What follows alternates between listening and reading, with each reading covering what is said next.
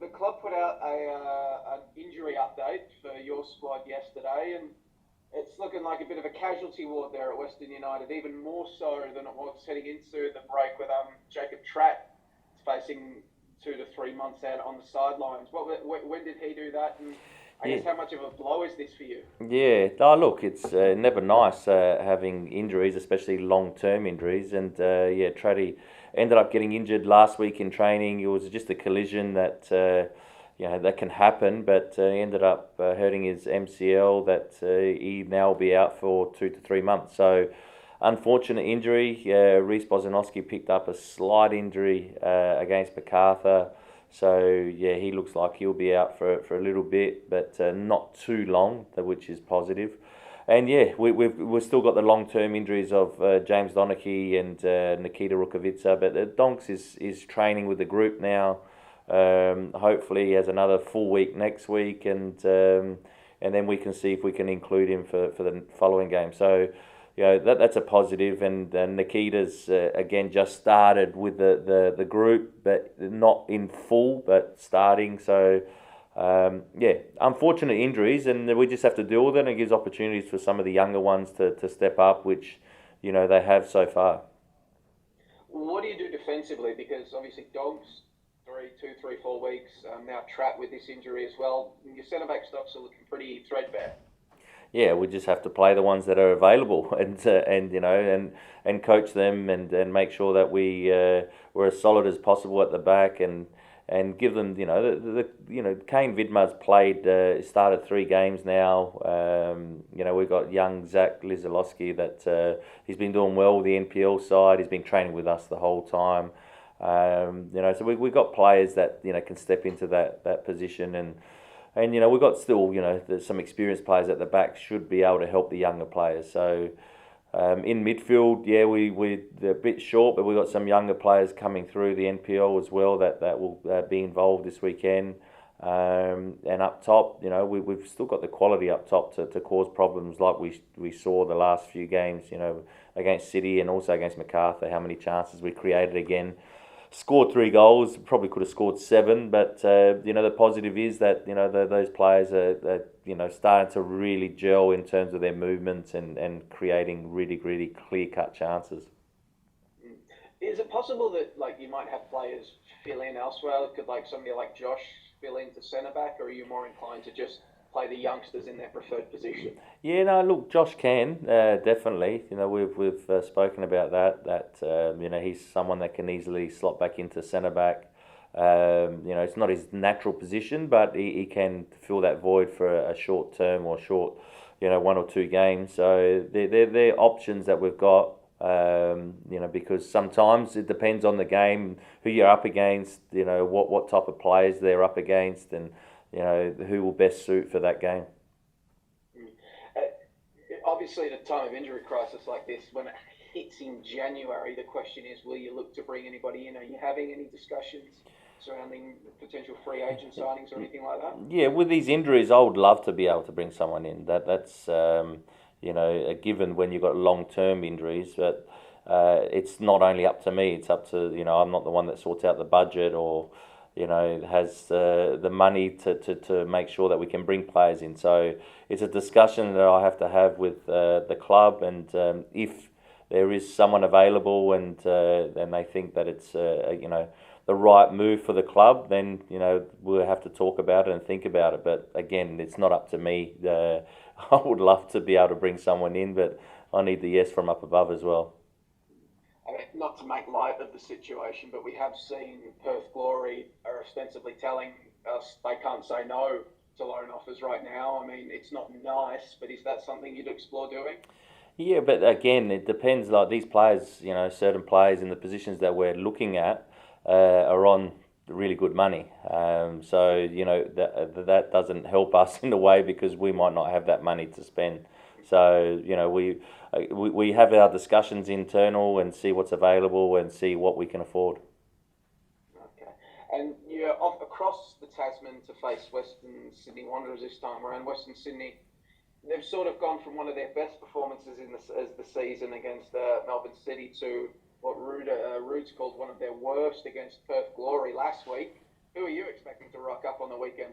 You are a good Western Sydney Wanderers, because I know that Rudes would have made sure that he told his players in a roundabout way that he wasn't happy with that performance, and so I expect a reaction from them. But we're expecting that. We understand that. They haven't travelled too much this season. They've played 9 out of their first 13 at Combank, so it'll be a little bit different for them. But we expect a really good Western Sydney Wanderers. They've got some quality players, experienced players. I'm not sure if Hendricks will be back in this week, but he's someone that's played at a very high level, Champions League football. You've got Brillante in there. You've got Johansson up top. The quality players, Marcelo at the back, that can help the younger players around them to make sure that they're dealing with the situation if there is any pressure at all. So they're a good side, and we have to be aware of their strengths. When you went up to Sydney earlier in the season, heavy defeat for your boys in that game, particularly that first half. You came out and said it was. I think you came out and said it was one of the worst halves of football in your time at the club. How do you prevent that from happening again? What do you need to get right this time around to stop that? Yeah, look, I said it was one of the worst halves because we were 5-0 down at half time. But when you look at the game and analyse the game, it was never a 5-0. But we had to take it on the chin and make sure that we copped 3 set pieces and we copped a goal from outside the box. So we've had time to work, in this period of 2 weeks, because we didn't have a game last week, on our set pieces and, on certain structures that we felt that maybe we could be better at. And look, they're strong on set pieces because they got Marcelo. He wins every first header.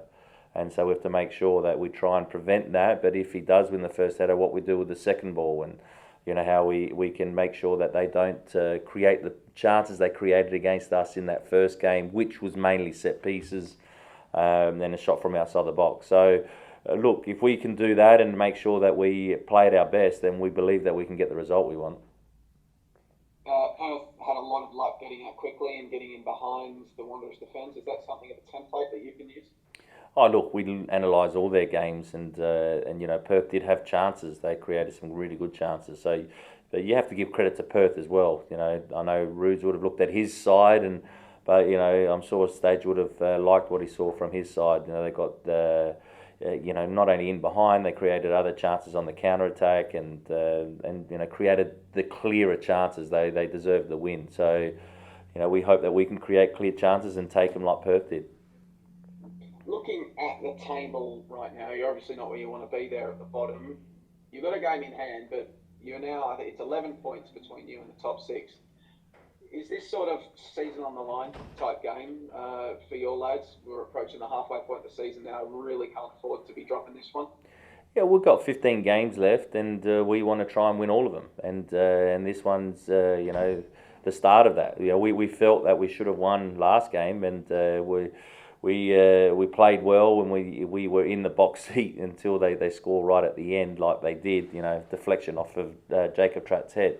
So we perform like that. We believe we'll win the game, and that's all we can do is take it game by game, not look too much at the table. We know the table, we know where we're at, but don't let that sort of pressurise us into going out there from the first minute and thinking we have to win from the first minute, because then you start to become anxious, you start to become a bit stretched.